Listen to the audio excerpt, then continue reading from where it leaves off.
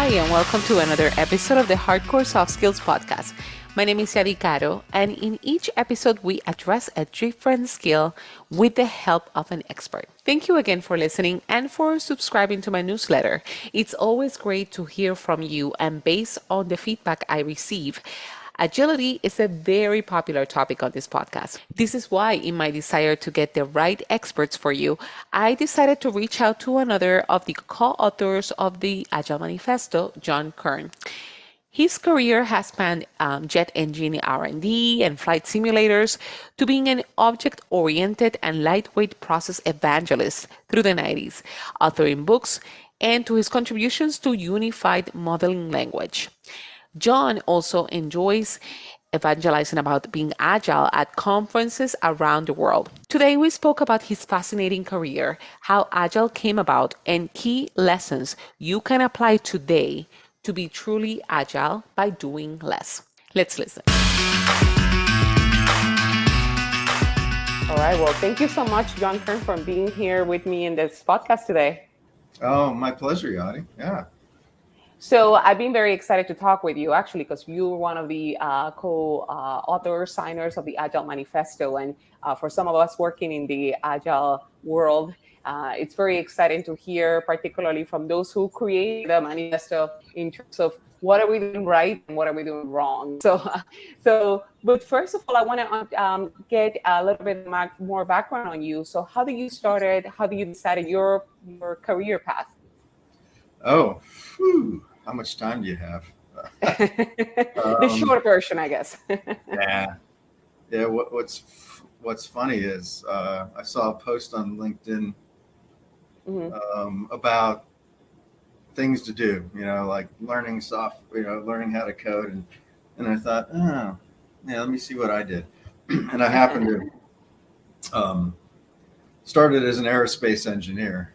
So working on cruise missile research and development, jet engine testing in a altitude chamber, and saw there was this crazy thing when I wanted some different information on one of the monitors that somebody came and did some work and was like, what's that? Oh, it's called software.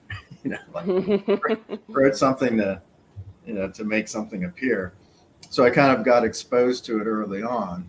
And as I morphed from, pure engineering to things like flight simulation. So I worked on a centrifuge-based flight simulator. So there was put actual G forces on people. So we worked, it was the F-14, flat spin, Top Gun fame, when Goose, they got into a flat spin and Goose died. Well, I was putting people through flat spin, kind of how to recognize a flat spin and how to get out of it. Wow. So it's crazy stuff like that. And, really just kind of my career arc. I did a lot of moonlighting and kind of learning on my own and doing some software for local clients. So I really went from Fortran to C to C++ to Java, and then, Ruby, where were you all my life?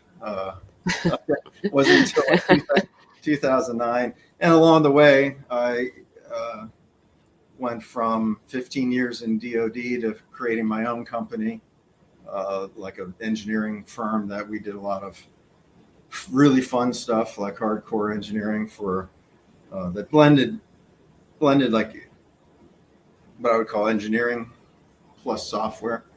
Okay. And then Peter Code was one of my object-oriented mentors, and we had an opportunity to get together with some other people and kind of kick off Together Soft as an entity which built UML modeling tools. So yeah, there's a lot. I've been doing a lot of SaaS app for probably 12 years or more doing. I still code today. For blazemark.com. It's an app for firefighters and basically trying to save property and lives and things like that for everything from big pharma to small rural, very rural departments that are all volunteer. So that's kind of Anyway, So to me as an engineer, software was was a means to an end, right? It was like a great tool. I could do all kinds of crazy things, and so. But it was always about providing value and doing cool, doing stuff more simpler than bending metal or building stuff. So it was really really a phenomenal. Mm-hmm. I'm very passionate about software. It's a lot of fun. Yeah, absolutely. And it seems like a very interesting career path that you have taken throughout and a lot of learning. And I'm glad you mentioned about the creating value aspect, which is a big thing when it comes to the being agile. So how did the Agile Manifesto came about? Could you tell us a little bit about that history and how that particular event and the premise of that particular document? Sure. Yeah. As I mentioned, I had been working with Peter Code. I first met him in like '92, and then we did a lot of work together. Um, he's my object-oriented mentor, and I co-authored some books with him. But he's the more famous person in our relationships, at the time. So I'm kind of working under him, just like he worked under Ed Jordan early on to write some of his first books. And I believe Bob Martin, Uncle Bob, he might have been the first one that thought up the idea to get a bunch of people together who were successfully practicing, let's say, the non-traditional heavyweight processes of the day. And this is something I find when I talk to organizations around the world and conferences. There's people that don't know what it was like 20 some years ago because they weren't there. It's like, yeah, you're too young to even know. But I came from the DoD background, as I mentioned, and there was a mill standard. Just like there's a military standard for making a jet engine, there's a military standard for making software, and it was a heavyweight process, as you might imagine. And the marketing leader at the time,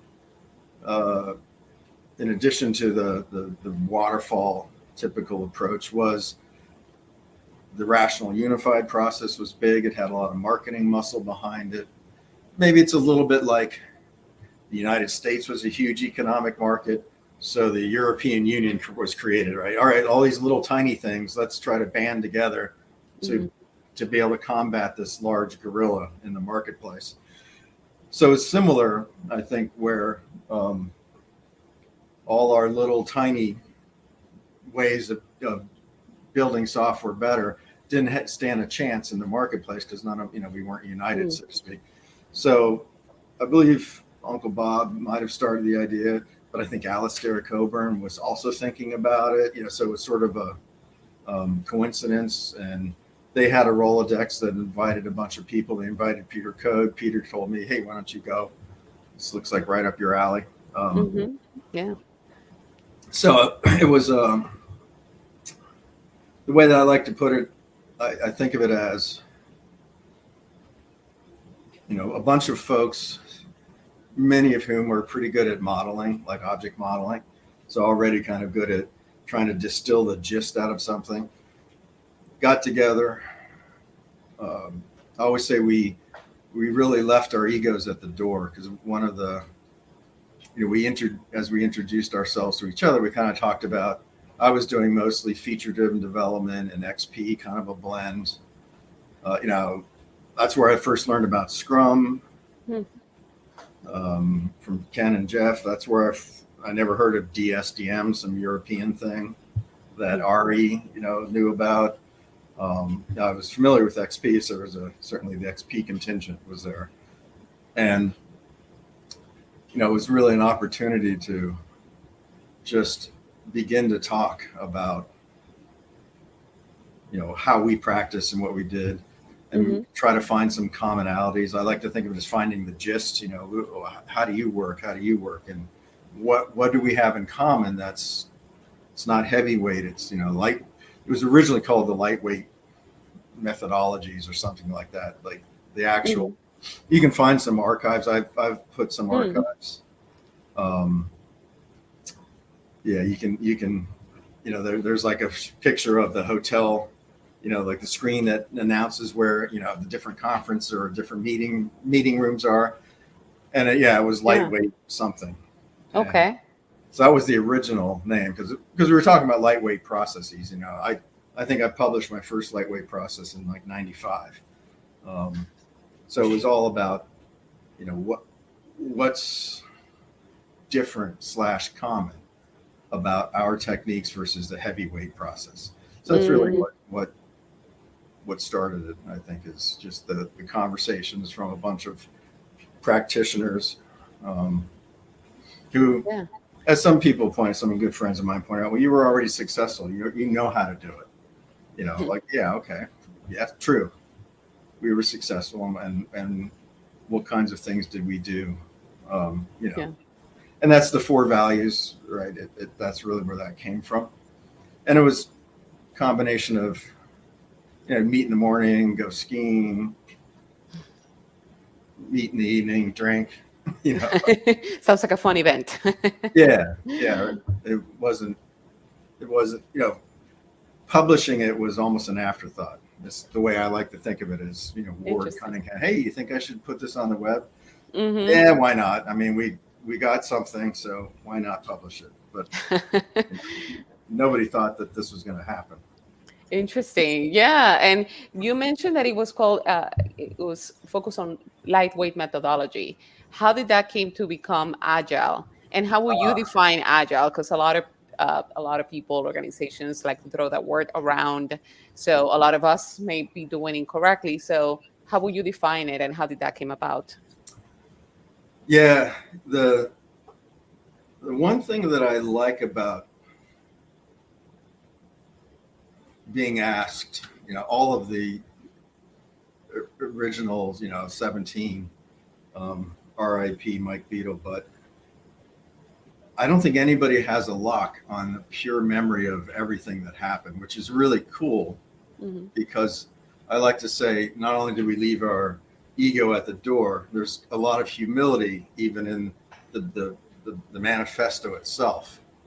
Um, so my recollection, which might not be correct,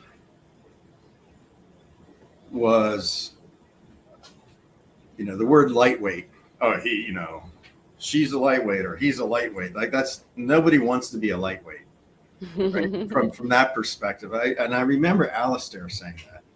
May or may not be true, but I'm just going on my memory. Um, so like, yeah, I don't think that's a good name, right? We don't want to call this the lightweight something. And I had been doing research in enhanced fighter maneuverability, like X-31 aircraft, but it's called post-stall maneuverability. You see it now in a lot of aircraft that are more advanced today. The ability to do just crazy maneuvers, super agile. Because in the combat world, you know, he who puts the weapons, on targets fastest wins typically, right? And that means, not being able to fly in a very maneuverable fashion. So at a minimum, someone might have mentioned agility or, agile, Hmm. and I definitely corroborated. So I don't know if I thought of that as what we're talking about, but certainly that's how I felt that our kinds of methodologies allowed us to be more agile. Not like a giant aircraft carrier or huge ship that takes forever, 30 miles to turn, um, but small speedboat that can really move around and more quickly address whatever we encounter. So who came up with it first? I don't know. Hmm. And I'm sure Martin Fowler said something like, agile versus agile, like how do you even say Hmm. it? So that I always like the fact that it's not completely clear. Hmm. Some might say adaptive was addressed, but then Yeah. um, Jim Highsmith's methodology might have had adaptive in it. Um, anyway, for me, the beauty of the word is and I know Josh Karefsky in his Joy of Agility, he explains it pretty well. But being, if you look up the dictionary definition, or even my fighter pilot type, it really is the ability to maneuver quickly, to be kind of to have less momentum, so that you can change direction. And Josh points out, there's a sense of elegance. Like a ballet dancer is agile or an elegant. In many of my presentations, I have some ending photos, and one of them is one of our twin girls doing a ballet pose at the end of the earth. After they walked like 500 miles across Spain or something. So, and as the sun's setting, into the waters, in a ballet pose. So I like. Mm-hmm. I think it's important to really hold some of those ideas that what we're talking about is not some rote, prescriptive, step-by-step process. I mean, if that's the way you need to learn a recipe first, that's fine. Mm-hmm. But the mature agile mindset is more about understanding that we are talking about not building up momentum. I always like to say reduce the gap in time between taking an action and seeing some results. So having that sense of agility and grace, the ability to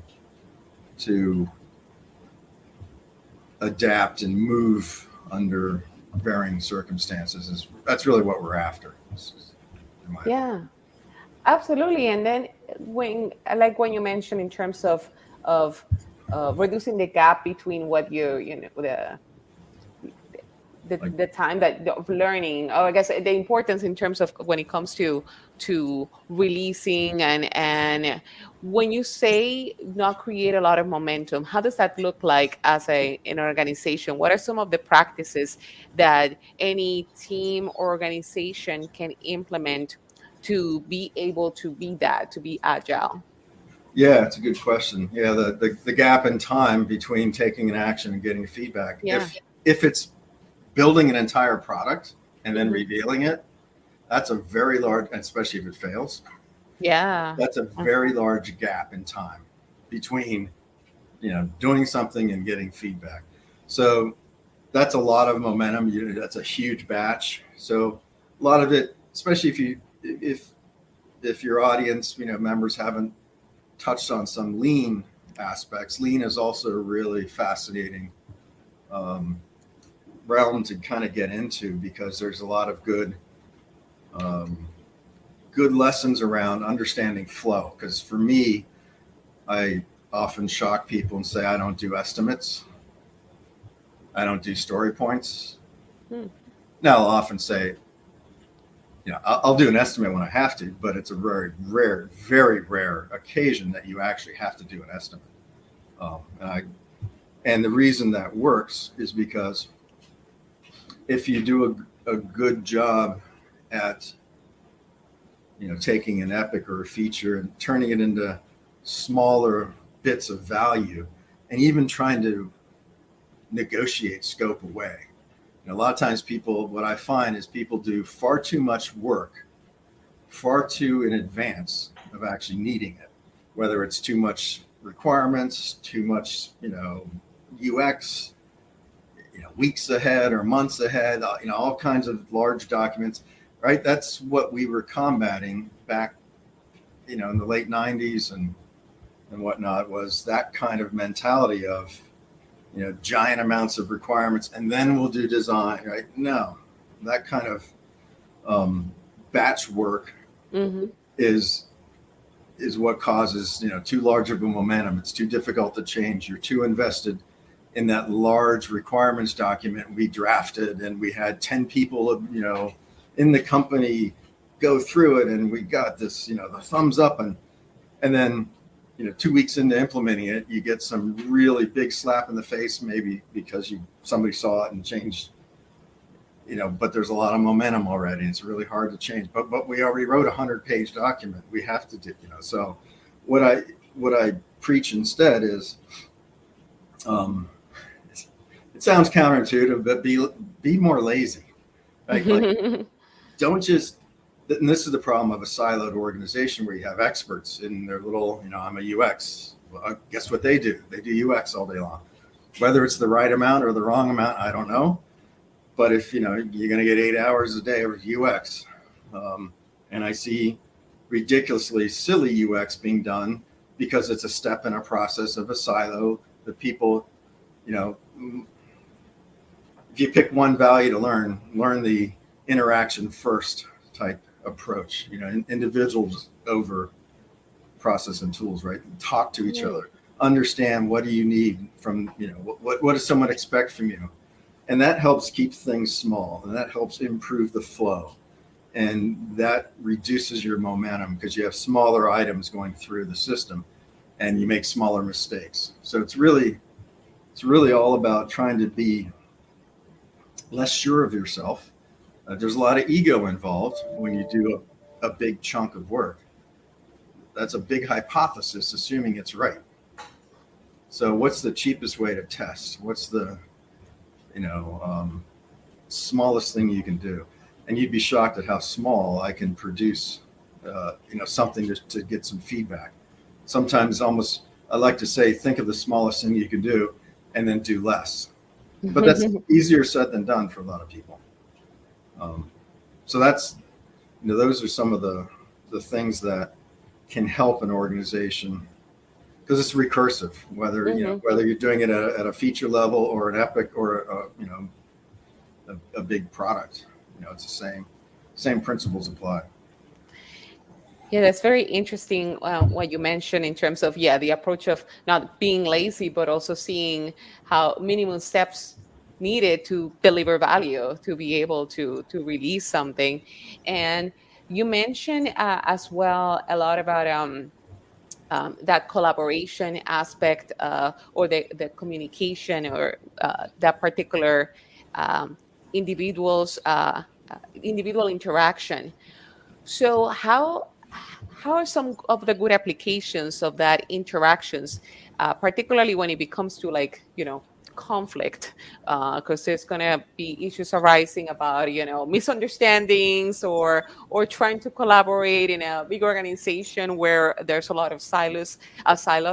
How do you recommend we approach that in terms of to facilitate that interaction in an organization that is silos, or to avoid or to deal with conflict, not avoid it, but manage it? Yeah, I think that's it's not like you can flick a switch and suddenly have everybody feel safe and not get those. Sometimes in a meeting and somebody asks something, and if you feel yourself getting a little warm or getting a little nervous, you need to listen to that, and why is that, and what kinds of small maybe steps we can take as an organization, and this again recursive from the team on up, and even the individual, of course. So a lot of it begins with how comfortable are we with saying what needs to be said. And my British colleague John Turley, he'll say, yeah, like if you stick your head above the parapet, which I think is something on a castle wall, right? does it get chopped off? When you say something. So from the smallest, I think the easiest way to get started, and again, a lot of these things sound really simple. I remember seeing a Jira issue. I'll paraphrase, but imagine there was an account profile, and you can imagine first name, last name, email, title, or whatever. And let's just say the issue was add middle initial or whatever, something that trivial. Well, in this issue, there was a UX design step because they used a template for how to do features, and they had a 13-step template, and one of them was you got to do UX. And what did somebody do? They did UX, and that would make my head explode. That's the kind of thing where, all right, instead of just being so dogmatic, Mm-hmm. why don't you ask, do you need UX? Mm-hmm. No, I got this. Right? I mean, part of me is like, yeah, you could hire me, and the very first day I could do that task because I'm just going to follow along and shove another field, right? Mm-hmm. So the simple answer is understand. It's almost like um, be don't be afraid to ask the downstream or the up, Mm-hmm. whoever has to cooperate, the UX and the developer, um, before you just jump to some conclusion about what's needed. Why don't Mm-hmm. you ask what would be the best thing I could do for you, Yadi?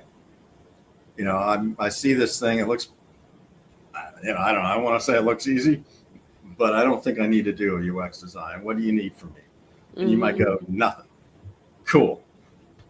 So a lot of it has to do with trying to understand almost from a, I don't want to say contractual, but think of it more like, we're working together.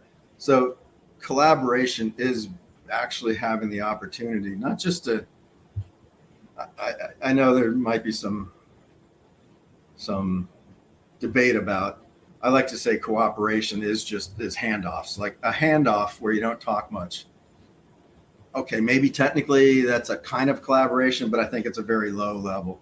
Mm-hmm. True collaboration is actually having a conversation, and the interaction first approach is what I like to call it,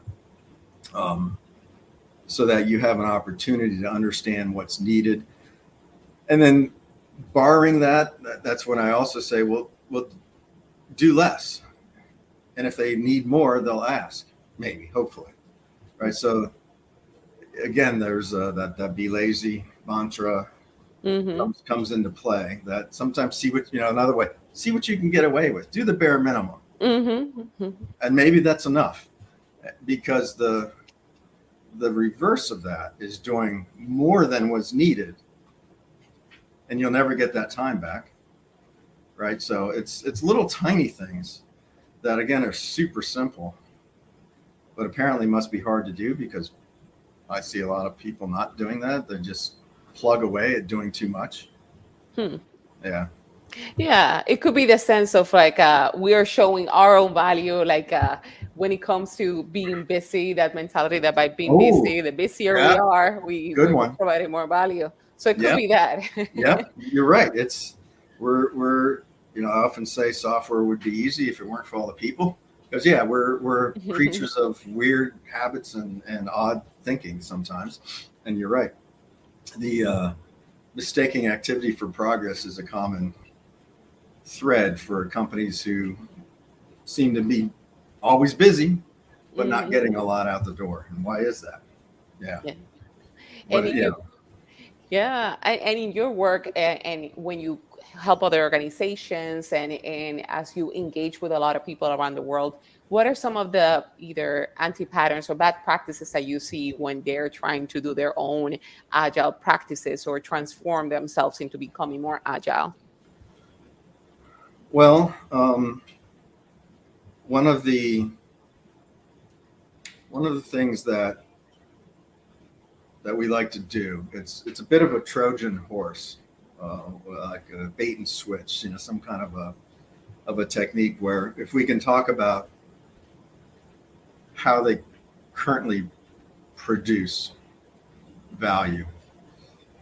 So like walk us through it. We'll try to get a cross-functional team together who's actually doing the work. You might call it a value stream workshop type thing, but it's really, all right, just let's talk about how you work. And what that allows us to do is kind of, we don't invite the bosses. It's just the people doing the work. So the real folks in the trenches, so to speak. And it allows us to capture how they're currently doing things, and lets them spill, I like to say, spill their guts, like all the pain, all of Mhm. the, and so what that allows us to see is um, everything from the what I was kind of just describing, the lack of true collaboration and the fact that there's just handoffs going on. And sometimes during these sessions, not sometimes, Hmm. like every time, there will always be some, like, someone looking down the table, so to speak, like, what, you do that? Wow, I had no idea. It's apparent to us that they don't talk a lot. They don't, especially across the wider, from idea to cash, so to speak. There's definite lack of interaction first. Definite lack of individuals, uh, interactions over process and tools. So that usually comes out, and then it's really common to see unrealistic, large batch type work. So sometimes we uncover all of the typical symptoms you might think. You see people going through the motions of Scrum, for example, Hmm. but not really having progressed, not having moved towards a more nimble fashion. You see the product in one organization. The joke was, it's like the product dump truck, backs up to the teams and opens up and just shoves, all right, here's 100 more things you need to do. Hmm. So a lot of kind of unrealistic activities, and yet still a surprise that things aren't working. It's kind of, it's almost hard to imagine that when you're so buried into a system, then it's hard to pull yourself back and see the big picture, Yeah. because a lot of the places are so kind of compartmentalized. They're just doing their own thing and cooperating, but not really. It's a lack of understanding the value and the business purpose, and trying to deliver that at the as rapidly and as effectively as possible. So there's a lot of excess. I think, to your point, a lot of people doing things that may keep them busy, but not truly understand, is this the most effective way for me to do my part to get value out the door faster. So I think it's a lack of overall holistic understanding. We turn things into a unit, um, like a complicated approach, Yeah. and treat it like it's a factory. But if you're doing complex, really hard stuff that requires innovation, treating it like a factory is the death knell for getting any kind of innovation or any kind of flow. So yeah. Yeah, it's great. And the key of having that holistic view when it comes to for all the people involved to deliver value. And you've addressed something important too, because you've talked about frameworks. So if an organization wanted to be a bit more agile, what do you think about frameworks? If you've got, much like if you're, you want to learn how to cook or something, like, so you get you know, maybe you get a cookbook, or you just go online, and you try a recipe the first time. That's fine. Or for some reason, the agile world loves all this martial arts. So there's the shu ha ri phrase, Hmm. which is, yeah, when you're beginning, you can pick up a framework.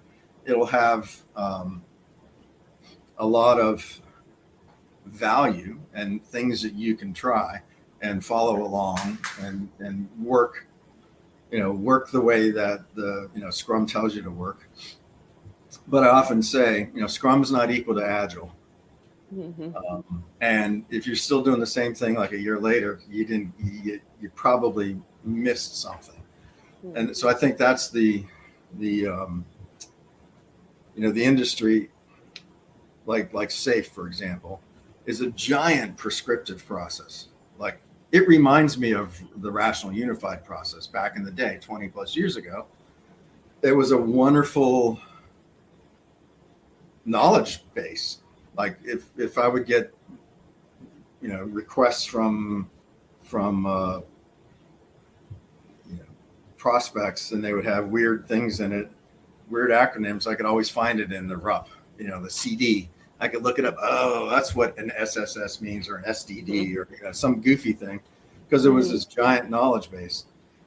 And Safe is, you got to give them credit. They built a beautiful website. They took agile and lean and other stuff from project management. And you got all kinds of click templates and date information. So that's a fine place, like Scrum, to start. But what's more important is to be a lot more curious and introspective, and try to understand sort of the forcing functions and what it is we're trying to do, because the customer is not buying sprints, the customer is not buying story points, the customer is not buying arts, right? These are all just machinations of, to your point, like frameworks. They may or may not be the best thing for how you in your context can deliver value. So I tend to encourage building a kind of a hybrid approach that you might start with Scrum, but you might end up going Kanban or something, where you just get better and better at delivering value, small bits of value, much more frequently. Doing something like the art, multiple arts, that's a giant batch. Batch is bad, right? I mean, so I think it's important that people understand there might be a starting point. You might be able to learn from it. But if you really want to elevate your game, you have to realize a more holistic approach about, we're trying to deliver the most valuable thing to our customer. And that involves trying to do the bare minimum at process. And I think a lot of it also comes down to, some of the foundational things that I practice and teach, so to speak. A lot of it is the architecture too, like how you actually architect a solution can either lead to silos or prevent silos. So there's sometimes just the way the system is architected is unscalable. Mm-hmm. And so, you just have all, you have to overcome it apparently by just adding more people and adding more process. Well, it's probably because your architecture sucks. Mm-hmm. Anyway, yeah, I'm a little bit, maybe not so. Yeah, I'm a fan of learning to do your own thing and make it tailored to what you need. Absolutely. I agree in terms of learning, applying different situations, and of course, having that importance of delivering value. And before we go, since this podcast is all about specifically soft skills. So I've heard you mention and address a few, like the humility aspect, communication, getting feedback as well, curiosity that you just mentioned. What are some of the skills that you consider we should cultivate as individuals more in order to be able to deliver value to customers faster? Well, one of the things that John Turley helped me realize that there might have been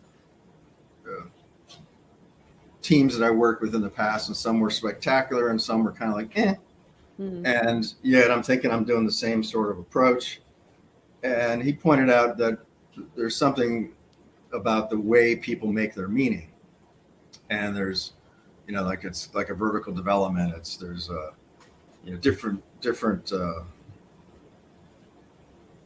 things that we go through as adults, and how we can kind of grow and be able to go from things like being an expert mindset, where we kind of, it's very inward, it's all about my expertise, and my value is all about me being the expert, versus an achiever, which is like maybe trying to also get something done, and then individualist and a strategy. So there's different levels that you can work on yourself.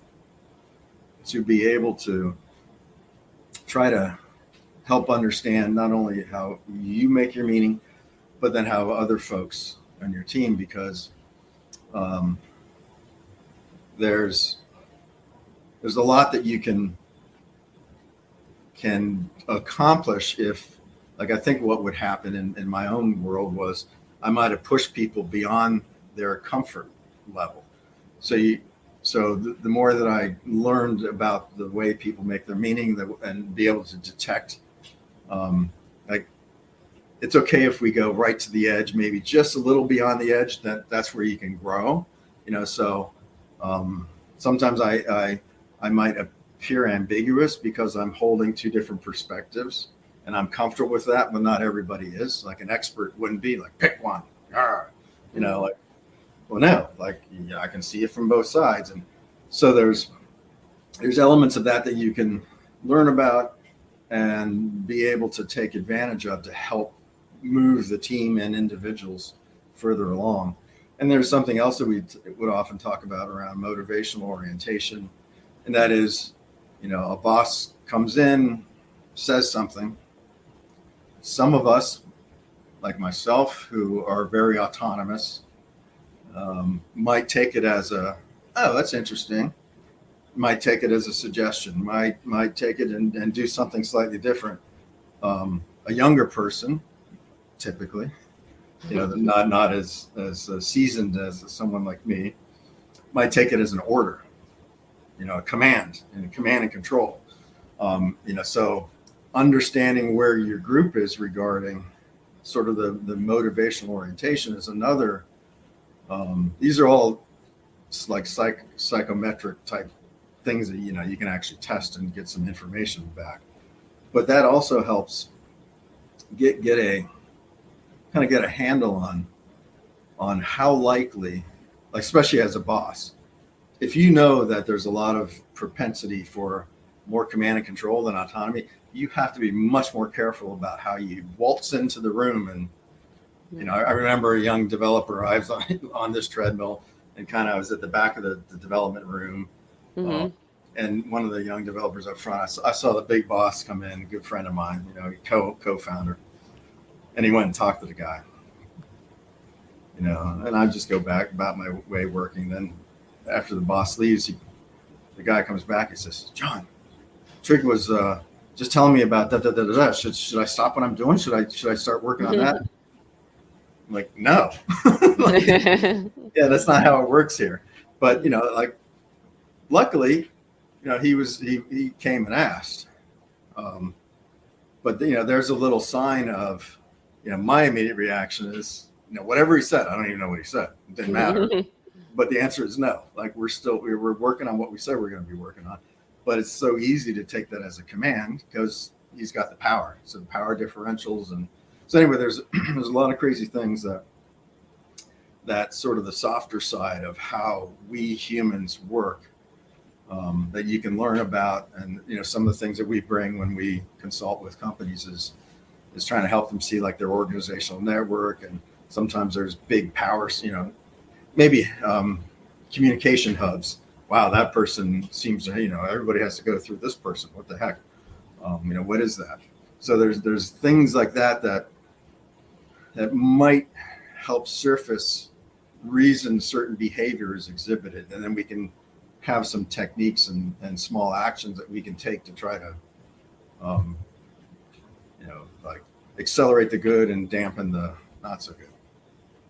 Yeah, that's absolutely. Thank you so much for all the key information that you've given us in this episode. There's just so much to think about and kind of remember what the end or goal of this initiatives or practices are about. So thank you, and very honored for your time. So what is the best way for you if they wanted to know more about you and about your work? What's the best way for them to contact you? Oh, thank you. I think, LinkedIn is fine. People hit me up like yourself. And Yeah. yeah, you'd be surprised at how approachable I am. And I love talking about it. I could talk about it for hours. Love helping teams, and happy to have conversations about things that I think are so important for helping us get back to doing joyous and meaningful work. So that's, you know, Yeah. that's the point is, let's have fun doing it, and let's put smiles on our customers' faces, and enjoy what we do. It doesn't have to suck at work. Exactly. I agree with that. Thank you so much, John. You bet, Yadi. My pleasure.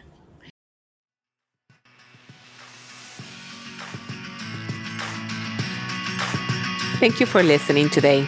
Before you leave, make sure you go to my website, hardcoresoftskillspodcast.com, and sign up for my weekly newsletter.